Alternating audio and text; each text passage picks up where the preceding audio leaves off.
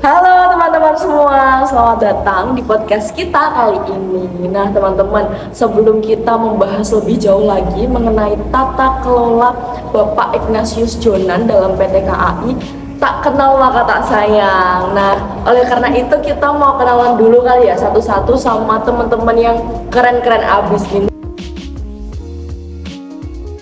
Saya di sini yang akan memandu jalannya acara podcast kita kali ini. Nah, teman-teman, hari ini nih kita akan membedah mengenai legasi Pak Jonan. Nah, kita nih biasanya hanya melihat tentang tata kelolanya yang bersih, gerbongnya yang bersih. Nah, menurut Kak Niha nih, saya mau tanya sama Kak Niha, kondisi PT KAI tahun 2009 itu seperti apa sih kira-kira? Kalau kita lihat nih dari sisi kelembagaan KAI itu bisa dibilang contoh dari empat dependensi yang negatif.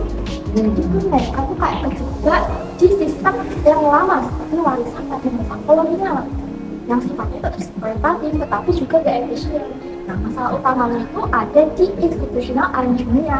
Secara aturan formal sih ada SOP, tetapi dalam praktiknya itu malah aturan formalnya yang terjadi. Ada praktik calon, pungli, dan pembinaan yang sudah dianggap biasa.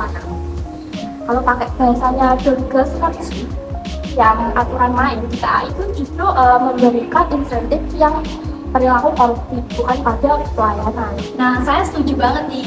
Dan jika menggunakan principal agent theory, masalah utama di KAI ini adalah informasi yang tidak seimbang, atau bahasa lainnya adalah asymmetric information. Nah, pemerintah itu sebagai principal atau pemilik yang lebih mengawasi perusahaannya. Jadi kan kondisi di lingkungannya kan jadi nggak tahu kan. Nah, sementara agentnya ini adalah manajemen dari KAI. Nah, ini tuh tidak ada dorongan gitu ya untuk bersifat jujur. Mengapa? Karena pengawasannya yang masih lemah. Nah, akibatnya akuntabilitas itu menjadi nol besar. Artinya itu tidak berjalan. Lalu kepercayaan dari masyarakat akan menurun atau lebih rendah. Nah, bener banget nih Kak, aku juga setuju bahwasanya tuh banyak isu ya sebelum tahun 2009 tuh bahwasanya PT KAI ini keretanya masih kotor, lalu nggak ada pengawasan yang signifikan dari atasan. Jadi atasan hanya sekedar hanya melihat, tidak mau memastikan kondisi di lapangan yang nyata itu seperti apa. Gitu.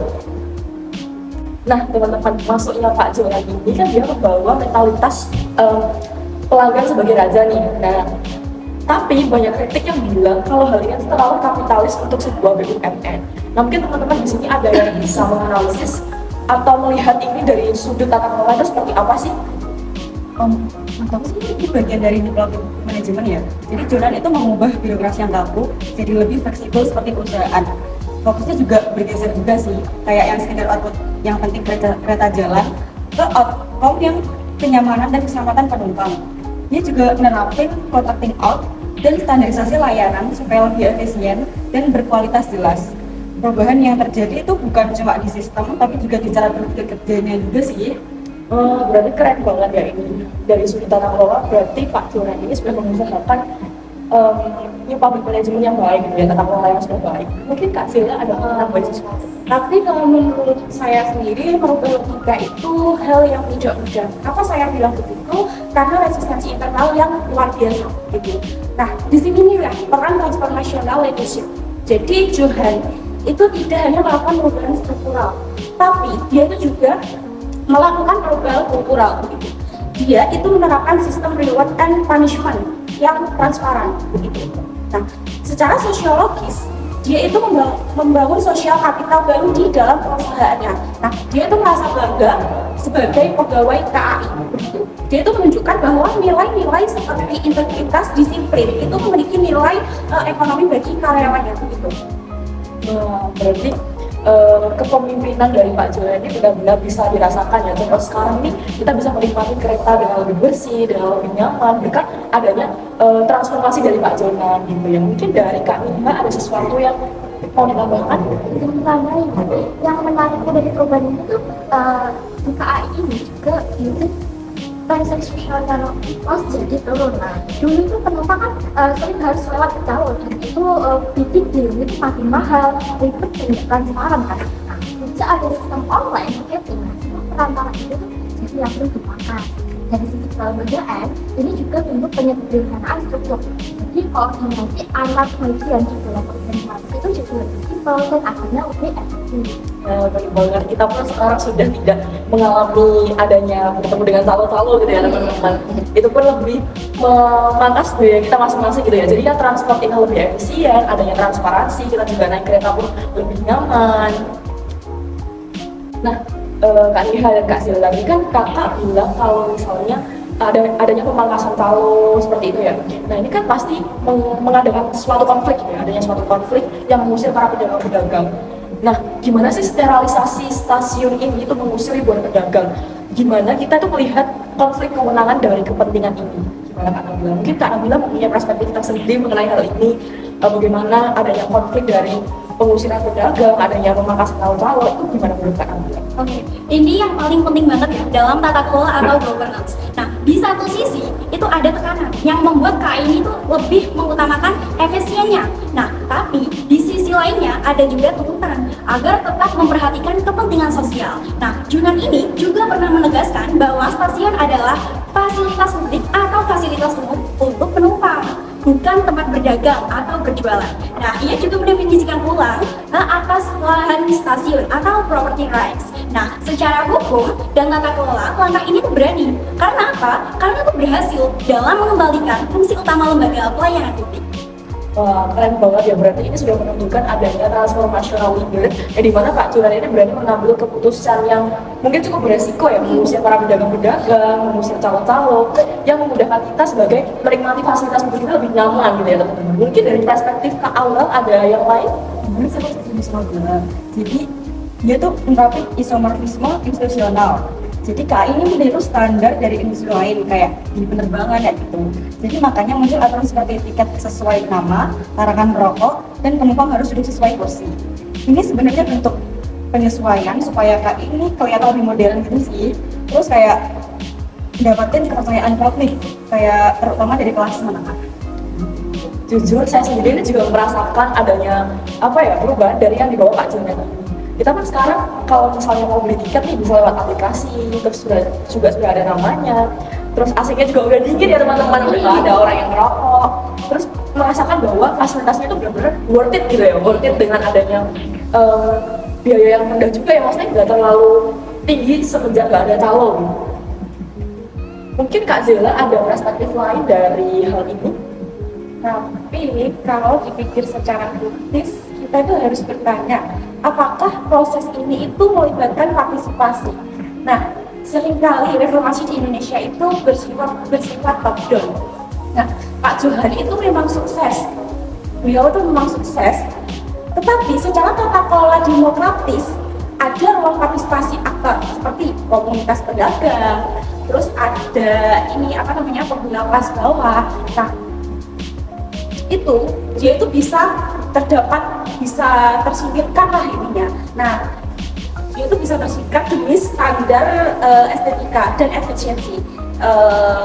Ini itu adalah paradoks dalam reformasi birokrasi kita begitu. Mungkin kalau di sini saya bisa nambahin ya Kak Zela, terkait reformasi di Indonesia yang bersifat top down ini, kan Pak Junan dinilai sudah sukses gitu ya dalam tata kelola. Namun ada ruang partisipasi aktor seperti tadi para pedagang gitu ya. Tapi kalau kita meninjau dari sisi pelayanan publik, memang adanya pedagang ini tuh cukup mengganggu ya dalam tata kelola pemerintahan, dalam tata kelola KAI ini. Adanya calo-calo, adanya pedagang-pedagang ini membuat tata kelola dalam KAI ini kurang efektif dan efisien gitu ya. Kalau misalnya kita masih menerapkan adanya calo ini atau kita masih mentolerir adanya pedagang ataupun calo, kita dalam melaksanakan pelayanan publik gitu ya, kita nggak ada transparansi. Kalau misalnya kita masih melalui calo pun kita dalam biayanya masih tergolong tinggi gitu ya. Kalau misalnya kita masih melalui calo, ada yang pedagang ini juga cukup mengganggu kenyamanan kita nggak sih? Kalau misalnya masih ada lalu lalang, kita kesannya ini kayak ikut bukan yang kelas atas gitu rasanya. Padahal kan kita sudah menikmati fasilitas kereta yang dimana kereta ini harusnya bisa cukup menyamarkan perjalanan kita nggak sih? Kalau misalnya masih ada pedagang-pedagang yang nawarin lalu lalang, apalagi ada yang merokok, wah itu pasti kenyamanan kita cukup terganggu nggak sih? Terganggu itu. Teman-teman kita tahu bahwa sekarang kan Pak Junan sudah tidak lagi di PT KAI ya. Apakah perubahan ini tuh hanya lewat semata karena Pak Junannya sudah tidak ada di KAI, atau hal ini tuh sudah menjadi sistem yang permanen. Mungkin teman-teman di sini ada yang tahu dan mau menanggapi terkait hal ini. Itu nanti sangat kecil. Dalam teori kompetensi, kondisi ini disebut institusional deficit. Nah, artinya perubahan itu udah berhasil atau seperti aturan yang mapan. Nah, atau institution betul. Nah, dan KAI ini sekarang bisa dibilang sudah sampai di tahap itu. Budaya kerja, sistem digital, sampai standar pelayanan itu sudah benar-benar melekat.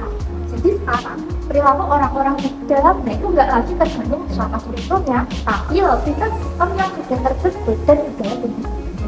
Wow, berarti keren banget ya perubahan yang dibawa sama Pak Jonan ini.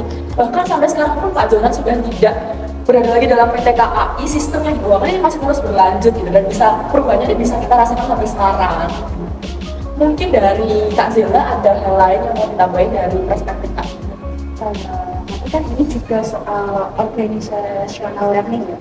Nah, KAI itu belajar dari kegagalan di masa lalu. Nah, dan sekarang itu dia tuh memiliki memori kolektif tentang bagaimana cara dia itu melayani dengan baik, gitu. Dengan baik, dengan benar, gitu. Nah, inilah warisan terbesar dari tata kelola menciptakan sistem yang lebih besar daripada individu yang memimpinnya, gitu. Nah, benar banget Kak Zela. Aku jadi open minded nih dari perspektif Kak Zela terkait kepemimpinan Bapak Jonan gitu ya. Bahwa walaupun beliau ini sudah tidak berada lagi dalam PT KAI gitu ya, tapi sistem yang diterapkan itu masih melekat sampai sekarang gitu ya, walaupun beliau ini sudah tidak ada lagi dalam PT KAI. Mungkin Kak Aura ada sesuatu lagi yang mau ditambahkan? Mungkin jadi pesan moralnya gitu ya. Jadi pesan pentingnya di tata kelola kelembagaan itu ada keseimbangan antara struktur dan kepemimpinan. Struktur yang bagus nggak akan jalan tanpa kepemimpinan yang kuat. Tapi sebaliknya, kepemimpinan aja itu juga nggak cukup kalau nggak dibangun sistem yang jelas. Jadi Pak Jonan ini berhasil karena dia menjalankan kedua-duanya. Keren banget. Berarti Pak Jonan berarti jadi role model gitu, berhasil jadi role model. Bahkan beliau pun bisa menjadi pemimpin yang membawa perubahan gitu ya, transformasional gitu. Lalu beliau ini juga menerapkan sistem yang benar-benar dapat kita rasakan sampai sekarang, jadi membawa perubahan yang begitu besar. Teman-teman, mungkin aku bisa sharing sedikit ya terkait pengalamanku saat aku menikmati gitu fasilitas dari pelayanan PT KAI gitu. Waktu kemarin nih saya menggunakan kereta api gitu ya, dari stasiun Semarang Tawang menuju Solo Balapan itu benar-benar kerasa banget gitu. Kalau misalnya pelayanan itu benar-benar all out, adanya sistem yang teratur secara baik itu kita menjadikan naik kereta itu jadi nyaman gitu ya Kak. Walaupun saya nih pesennya cuma sekedar ekonomi teman-teman, tapi saya benar-benar nyaman karena AC-nya dingin, sudah nggak ada orang-orang yang merokok, bahkan kakak-kakak yang di dalam pelayanan tuh benar-benar sepenuh hati gitu. Teman-teman merasakan juga nggak kalau misalnya teman-teman di sana itu waktu merasakan pelayanan itu orang-orangnya beramah, murah senyum gitu. Misalnya kalau kita ada sesuatu yang kita perlukan atau kita tanyakan tuh pelayanannya benar-benar apa ya, nggak memandang bulu gitu, ya nggak? Iya. Teman-teman terakhir perjalanan kemana nih yang menggunakan PT KAI? Kalau aku kemarin itu dari stasiun Tawang ke Bandung.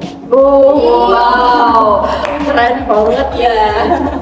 Pasti perjalanannya nyaman banget karena kita sudah menggunakan PT KAI. Nyaman banget. Walaupun aku sebenarnya itu tiketnya yang ekonomi, cuma fasilitasnya itu menurutku udah sepadan lah sama. Apalagi kita sudah menggunakan sistem digital ya, kan bisa akses lewat aplikasi teman-teman, bisa langsung download ini aplikasi PT KAI, lalu kita bisa pesen tiketnya lewat situ teman-teman. Gitu. Jadi itu adanya transparansi.